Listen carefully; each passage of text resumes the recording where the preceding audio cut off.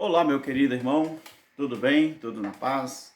Aos nossos irmãos colaboradores, os inscritos do nosso canal, nosso irmão Alberto Lírio, graças a Deus, meus queridos, estamos aqui com mais uma oportunidade que o Eterno nos concedeu para trazermos mais um vídeo aqui para a honra e glória do nosso Criador, para o conhecimento, daqueles que buscam, aqueles que não medem esforços para estar sempre buscando o entendimento da palavra.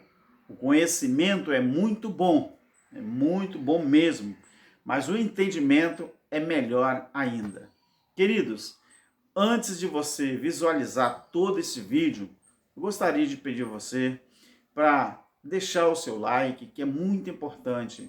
Eu não sei se é o YouTube, eu não sei se as pessoas que não ligam para dar like, porque às vezes nós chegamos aí em 80, 70, 60, 50 visualizações, e às vezes tem só 12 likes, 10 likes, 8 likes, é muito pouco. Então me ajude, queridos, me ajude para que eu também venha a ser, eu tenho sonhos, eu tenho desejos, eu tenho vontades de ser um dos mais conhecidos ensinadores, do Evangelho Eterno. Você acha que eu não tenho esse sonho? Tenho sim, mas esse sonho não é ser um grande ensinador para ter muitos inscritos e ganhar dinheiro, não. Graças ao nosso eterno Criador, eu já estou com 57 anos de idade e eu acredito que aquilo que Deus me concedeu para mim, eu estou satisfeito. Mas se Ele continuar concedendo também, tudo que eu quero é continuar levando a palavra do nosso Criador através dessa plataforma YouTube. Tá bom, meu querido? O que eu quero deixar hoje, então você que ainda não é inscrito, se inscreva, você compartilhe, com seus amigos, você possa também, quando você se inscrever, não se esqueça de você ativar o sininho de notificações e também deixar o seu comentário aí, Além de tudo, o like, tá bom, queridos? Então veja bem, querido, uma pergunta eu quero deixar aqui. Quem foi o patriarca? Quem foi o profeta? Quem foi o discípulo ou o apóstolo que tentou pelo menos descrever Deus? Você conhece alguém que tentou fazer isso? Olha, uma coisa eu vou dizer. João, ele o fez porque foi pedido a ele, a João, que descrevesse tudo que ele via, não é? E o que aconteceu ali? Ele não pensou duas vezes. Então João, o que ele fez? Ele tentou fazer da melhor forma possível. Então, imagine, querido, um ateu descrevendo Deus. Ou até mesmo eu, ou você. Imagine nós hoje, no século 21, tentando descrever o Criador. Então o que acontece? Nenhum patriarca, nenhum profeta, nenhum discípulo, nenhum apóstolo tentou descrever Deus vamos dizer assim, na sua maior manifestação como ser. Então, se eu fosse um ateu, como que eu ia conseguir descrever Deus? Ou menos seja um teísta. Imagina eu tentando descrever Deus. Então, você que diz que Deus não existe, não é? Então, pare de fazer uso da Bíblia, já que para você ela não tem nenhum valor. Se você acredita que Deus não existe, por que você fica tentando refutar a Bíblia se é um livro que não te diz respeito? Você que diz que Deus não existe, você anda dizendo por aí, então pare de fazer uso da Bíblia, não é? Para, sei lá, para provar, não é? Que Deus não existe. Tem gente que diz que é ateu, mas fica tentando fazer uso da Bíblia para encontrar contradições e tentar provar que Deus não existe. Então, se você não acredita que João o descreveu, para que se preocupar com ela? Você dá para os irmãos em Cristo perceber isso? Então seria melhor que eles tentassem refutar outro livro, e não a Bíblia.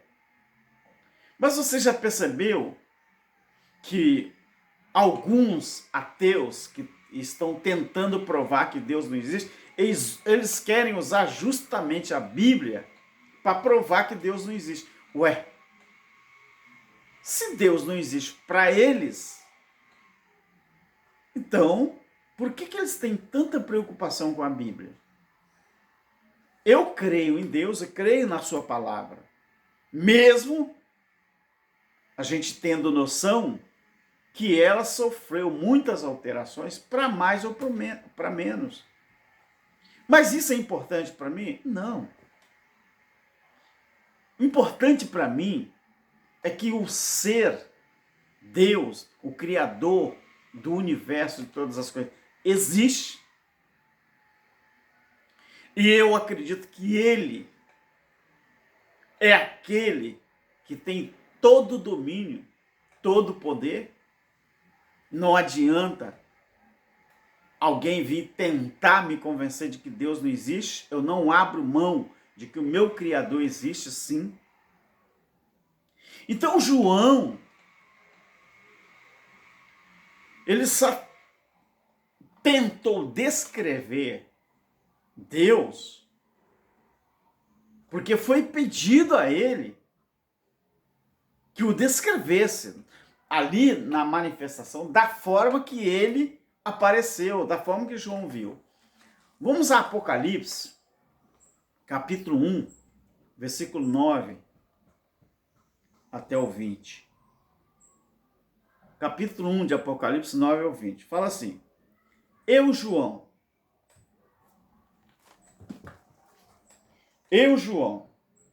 irmão vosso e companheiro convosco na aflição, no reino e na esperança em Jesus. Estava na ilha de Patmos por causa da palavra de Deus e do testemunho de Jesus. Jesus aqui, ele está voltando lá em João 21, porque foi Jesus que disse para os discípulos que João não morreria sem antes ele descrever a manifestação do Filho do Homem, que seria, naquele caso, a volta do Filho do Homem, mas na manifestação. Então, observe aqui, na manifestação do Filho do Homem, como que ele apareceu, como que João descreveu, de que forma João descreveu esse Filho do Homem, que no caso era Deus na manifestação de Filho do Homem. Não era mais na manifestação nem de Jesus de Nazaré, nem do Cristo ressuscitado. Agora era a manifestação do Filho do Homem. Então João diz assim: eu fui arrebatado em espírito no dia do Senhor, ou seja, no dia do juízo, não no dia de domingo, no dia do Senhor.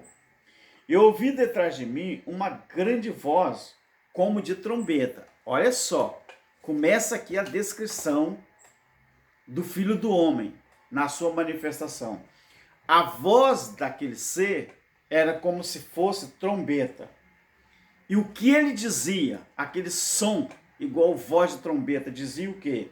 E você sabe que voz de trombeta é prenúncio para um acontecimento. Nesse caso aqui, era o prenúncio, voz de trombeta, para a manifestação do Filho do Homem vindo sobre Israel, Jerusalém.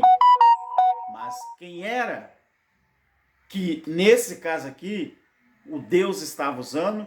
O exército romano, comandado por Tito, filho do general Vespasiano. Ele dizia o quê? O que você vê, escreve num livro, esse chamado Apocalipse, revelação de Jesus Cristo, e envia às 7 igrejas da Ásia. Apocalipse teve um remetente e teve destinatários. O remetente seria o próprio João. Destinatários seria as 7 igrejas da Ásia. Apocalipse não foi escrito nem para mim nem para você. Foi escrito para aquele período, no primeiro século. Então João diz aqui, a Éfeso, olha a voz de trombeta, falou o que para João? Envia esse livro para Éfeso, Oriente Médio, Esmirna, Pérgamo, Tiatira, Sardes, Filadélfia e Laodiceia. Todos na Turquia. Tudo na Turquia hoje, atual Turquia. E voltei-me, João agora começa a falar de novo. Voltei-me para ver quem falava comigo, e ao voltar-me, vi 7 candeeiros de ouro. Imagina. E no meio dos 7 candeeiros, alguém semelhante a um filho de homem. Olha a descrição desse ser. Vestido com vestes talares e cingido à altura do peito com um cinto de ouro. A cabeça dele, desse ser, João está descrevendo aqui, a cabeça dele, os cabelos, eram brancos como lã branca, como a neve, e os seus olhos como chamas de fogo. Como, e não era, como chamas de fogo. Olha a descrição. Os seus pés eram semelhantes a latão reluzente. Você já deixou um latão esquentar tanto a ponto de ele reluzir como fogo? Como um refinado numa fornalha. Como que refinado numa fornalha. Agora imagina isso aqui, ó. A sua voz, como a voz de muitas águas. Você já chegou na margem do mar? Você já parou ali, sentou e ficou ouvindo as ondas batendo nas pedras? Ou as ondas quebrando na praia? Essa é a descrição que João fez, como se fosse a voz daquele ser que falava com ele. Tinha ele na mão, ou numa cachoeira, né? Para quem já foi em Foz do Iguaçu, como eu já trabalhei em muitos lugares do norte do Brasil, e realmente é uma coisa inigualável, indizível, inexplicável. Pena que eles colocaram um nome muito feio, Garganta do Diabo. Seria, na minha opinião, o nome mais bonito seria Cachoeira da Voz de Deus, ou a Garganta de Deus, ou a Garganta do Criador, e não Garganta do Diabo. Não é? Ficava mais bonito esses nomes, né? Não vou dizer em homenagem não, que Deus está vivo, ele não morreu, nem vai morrer, mas seria um nome muito bonito. Então ele tinha na mão direita 7 estrelas, e da sua boca saía uma afiada espada de 2 gumes. O seu rosto, olha a descrição do rosto, era como o sol, quando resplandece a toda a sua força. Aqui no Ocidente, nós sabemos que no verão, o sol é escaldante, não é? Então, nós podemos dizer que a gente sente aqui no Sul, principalmente, não é? Aqui no Sudeste, no Sul do Espírito Santo, no verão, na sua maior força, você não consegue ficar nem na praia, Que dirá num deserto onde não tem árvore, não tem nada para você se proteger do sol. É escaldante mesmo. Então essa é a descrição que João faz do rosto, não é? Do Filho do Homem. Quando eu ouvi, eu caí a seus pés como morto. Porém ele pôs sobre mim a sua mão direita, dizendo: não temas, eu sou o primeiro e o último. Ou seja, o alfabeto hebraico, ele tem o alfa e o ômega, né? Primeira letra do alfabeto e a última letra do alfabeto. Ou seja, eu sou o primeiro e o derradeiro. Eu sou o começo e sou o fim. Ali, ele estava dizendo que ele não seria o fim de todas as coisas, mas que ele poria fim em todas as coisas, mas não na terra, reino da terra, mas colocaria fim naquele sistema das leis mosaicas e colocaria uma nova aliança, um novo tempo, uma nova atmosfera, um novo céu e uma nova terra. Ele está falando aqui, eu sou o último, eu sou o primeiro e sou o último. Eu que vivo. Fui morto, mas estou vivo para todo sempre. Para todo sempre. E tenho as chaves da morte e também da sepultura, que aqui nesse caso é inferno, mas não está traduzido para o original. Traduzido no original, inferno é sepultura, lugar dos mortos. Escreve, pois, as coisas que tens visto, as que são e as que depois dessas hão de acontecer. O mistério das 7 estrelas que viste na minha mão e os 7 candeeiros de ouro é este. 2 pontos, vai explicar. As 7 estrelas são os anjos das 7 igrejas e os 7 candeeiros são as 7 igrejas. Querido, veja bem, ninguém, a não ser João, foi capaz de descrever o nosso Criador como ele é. João, ele teve o privilégio de somente relatar aquilo que ele viu, porque foi ordenado a ele que ele escrevesse no livro e ele relatasse tudo que ele viu. Ali o eterno Criador, ele só está mostrando um pouquinho daquilo que realmente ele é. E João relatou. O que eu quero falar nesse vídeo aqui? As pessoas que são, é quase igual ao vídeo anterior. Então as pessoas que tentam explicar Deus do jeito que eles enxergam, eles nunca vão conseguir convencer um cristão, um filho de Deus, de que Deus não existe. Por quê?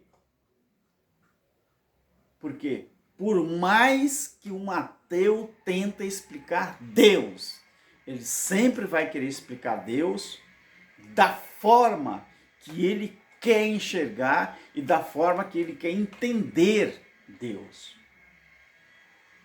Diferente dos filhos de Deus, que nós vivemos por fé e não por vista.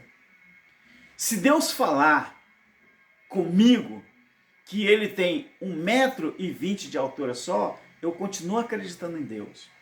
Se ele falar comigo que ele é moreno, ele é pardo, ele é negro, ele é branco, eu continuo acreditando no meu Criador.